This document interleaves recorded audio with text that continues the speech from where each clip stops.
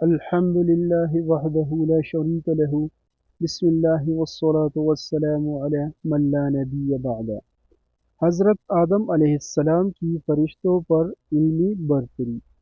حضرت آدم علیہ السلام کو اللہ تعالیٰ نے اپنے ہاتھ سے تخلیق فرما کر بلند مرتبہ عطا کیا اور فرشتوں سے سجدہ کروا کر آپ علیہ السلام کے شرف و منزلت پر مہر تصدیق لگا دی۔ پھر آپ علیہ السلام کو مختلف چیزوں کے نام سکھا کر فرشتوں پر علمی برتری ثابت کی۔ جب اللہ عز و جل نے وہی نام فرشتوں سے پوچھے تو فرشتوں نے عرض کیا، ہمیں تو صرف وہی علم ہے جو آپ نے ہمیں عطا کیا ہے۔ فرمان الہی ہے ترجمہ۔ اور اللہ نے آدم علیہ السلام کو تمام اشیاء کے نام سکھا دیے، پھر ان چیزوں کو فرشتوں کے سامنے پیش کیا اور فرمایا کہ مجھے ان چیزوں کے نام بتاؤ اگر تم سچے ہو۔ ان سب نے کہا، اے اللہ، آپ کی ذات ہر عیب سے پاک ہے، ہمیں تو صرف اتنا ہی علم ہے جتنا آپ نے ہمیں سکھایا ہے، بے شک آپ کامل علم رکھنے حکمت والے ہیں۔ اللہ نے فرمایا کہ اے آدم علیہ السلام، انہیں فرشتوں کو ان چیزوں کے نام بتاؤ۔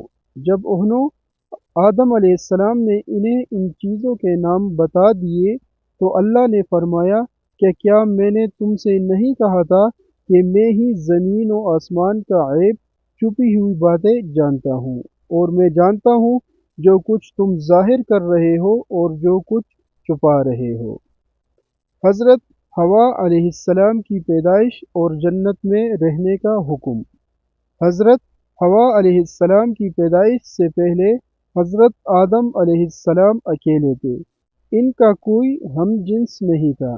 اللہ سبحانہ و تعالی نے ان کی دلجوئی اور تسکین کے لیے انہی کے جسم میں سے بائیں طرف کی چھوٹی پسلی سے حضرت حوا علیہ السلام کو پیدا فرمایا اور ان کی بیوی بنا کر انہیں جنت میں رہنے کا حکم دیا۔ فرمان الہی ہے ترجمہ۔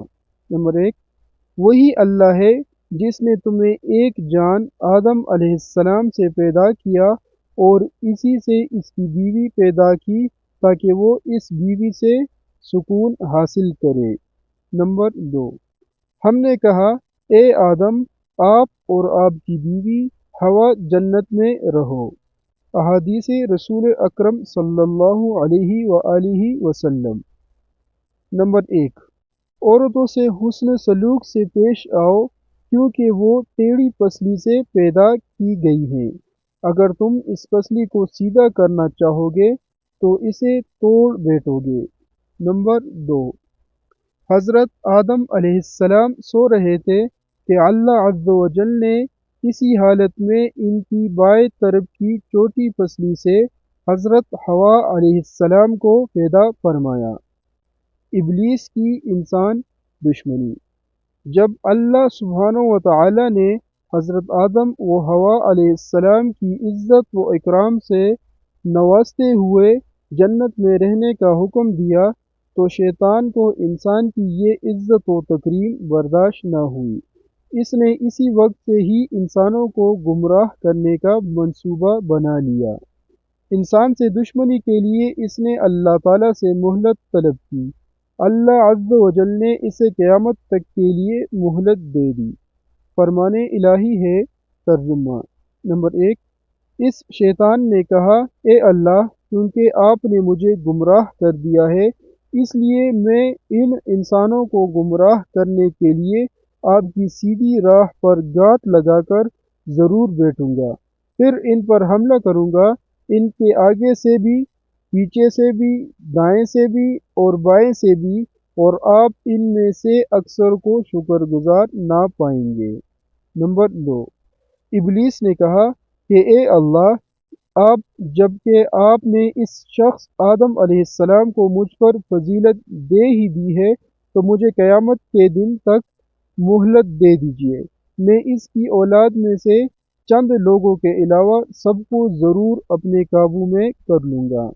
نمبر 3، ابلیس نے کہا، اے میرے رب، مجھے اس دن تک مہلت دے دیجیے جب لوگ دوبارہ اٹھائے جائیں گے، اللہ نے فرمایا تجھے مہلت دی جاتی ہے اس دن تک جس کا وقت معلوم مقرر ہے۔ ابلیس نے کہا آپ کی عزت کی قسم، میں ان سب لوگوں کو بہکا کر رہوں گا سوائے تیرے مخلص بندوں کے۔